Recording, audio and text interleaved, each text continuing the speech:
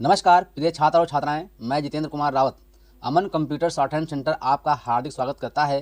जो छात्र और छात्राएं सिंह प्रणाली शॉर्ट हैंड पूरी किताब पढ़ चुके हैं और उस किताब के मैटर की भी शॉर्ट हैंड डिक्टेशन स्पीड बना चुके हैं और उन्हें अधिक शॉर्ट हैंड डिक्टेशन स्पीड बनानी है तो संपर्क करें, क्योंकि हमने रामधारी गुप्ता की किताब में से 203 पेज डिक्टेशन के लिए हैं, जो प्रत्येक पेज में 400 शब्द हैं, जिनका डिक्टेशन 60, 80, 100 व 120 शब्द प्रति मिनट की स्पीड से 400 व 800 शब्दों पर दिया गया है।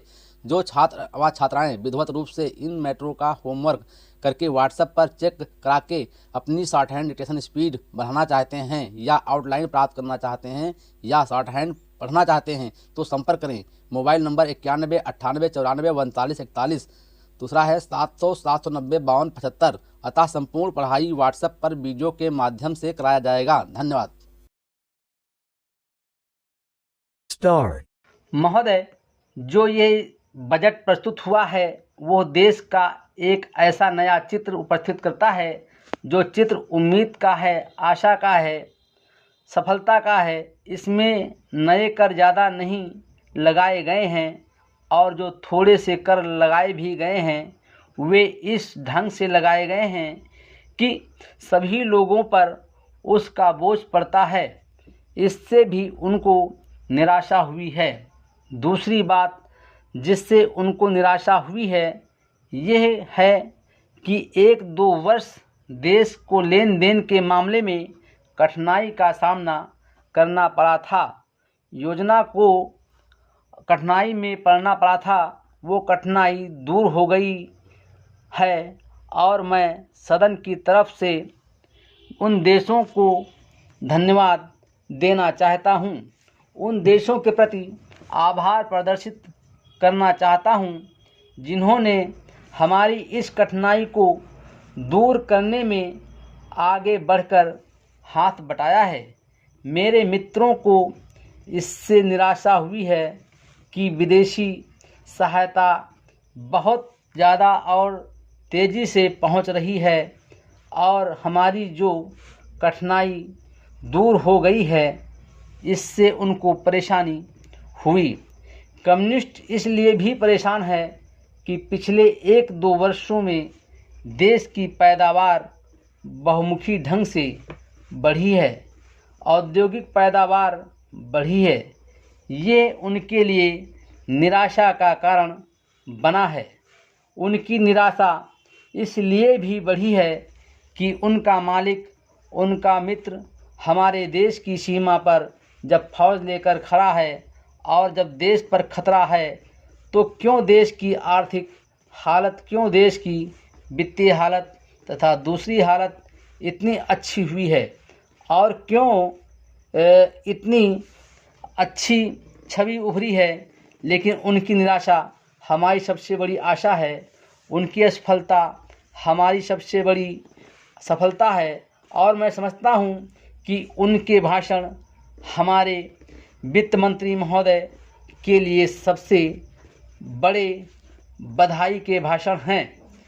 2-3 और चीज़ों की ओर मैं आपका ध्यान दिलाना चाहता हूँ।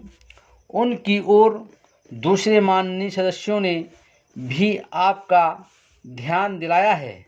हमारी सरकार का ध्यान भी उस ओर गया है, लेकिन मैं समझता हूँ कि उन पर और अधिक ध्यान देने की आवश्यकता है। पहली बात तो ये है कि जब चीज़ों की पैदावार बढ़ रही हैं, जब देश उन्नति की तरफ जा रहा है, तब भी देश में कीमतें बढ़ रही हैं। महोदय, यह मानना कि उनको रोका नहीं जा सकता गलत है। इस महंगाई को रोकने के लिए कुछ विशेष कदम उठाने होंगे, कुछ विशेष काम करने होंगे। एक विशेष चीज़ जो इस बजट में आई है और जो घबराहट पैदा करने वाली है, ये है कि देश की पैदावार तो बढ़ रही है, देश का विकास तो हो रहा है, लेकिन इसके साथ ही साथ देश में बेकारी बढ़ रही है और ख़ास तौर पर पढ़े लिखे लोगों की बेकारी बढ़ रही है। लोगों का बेकार होना खतरनाक चीज़ है। हमारी स्वतंत्रता के बाद शायद ये पहला अवसर है जब हमारी स्वतंत्रता के ऊपर एक आघात हुआ है और हम जिस प्रकार अपनी स्वतंत्रता की प्राप्ति के समय अपना सर्वस्व बलिदान करने के लिए तैयार थे, उसी प्रकार इस समय भी हमें तैयार होना होगा। माननीय प्रधानमंत्री जी के मत में मैं सर्वथा सहमत हूँ कि यह एक ऐसा अवसर है जिस अवसर पर कि इस देश की प्रतिनिधि संस्था जो यह लोकसभा है उसे इस संबंध में अपनी स्पष्ट राय देनी है और उस राय को देने के बाद हमें उस राय के अनुसार सरकार जो भी कार्रवाई करे उसमें सरकार को पूरा सहयोग भी देना है।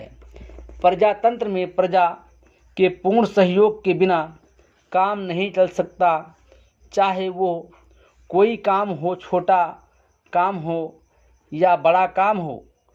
फिर ये तो हमारी स्वतंत्रता की रक्षा का प्रश्न है और ऐसे अवसर पर प्रजातंत्रवादी राष्ट्र को उसकी सारी प्रजा को सरकार के साथ सहयोग के लिए तैयार रहना चाहिए। मैंने ये बात कई बार कही है और मैं फिर इसे दोहराना चाहता हूँ कि अनेक ऐसी बातें हैं जिनमें भिन्न भिन्न राजनीतिक दलों के होते हुए भी सब राजनीतिक दल मिलजुल कर काम कर सकते हैं। यह एक ठीक इसी प्रकार का अवसर है। मैं अपने प्रधानमंत्री जी की वैदेशिक नीति का बड़ा भाई समर्थक रहा हूं और कल इस सदन में इस संबंध में जो बहस हुई उससे भी ये पूरा परिणाम निकाला जा सकता है कि जहां तक हमारी वैदेशिक नीति के सिद्धांतों का संबंध है वहां तक इस सदन का कोई दल, इस सदन का कोई भी सदस्य उन सिद्धांतों के विरुद्ध नहीं है। कल मैंने बड़े ध्यान से अपने साम्यवादी दल के नेता का भाषण सुना। उन्होंने ये कहा कि मूल प्रश्न हमारी मूल नीति के समर्थन का है। Full stop.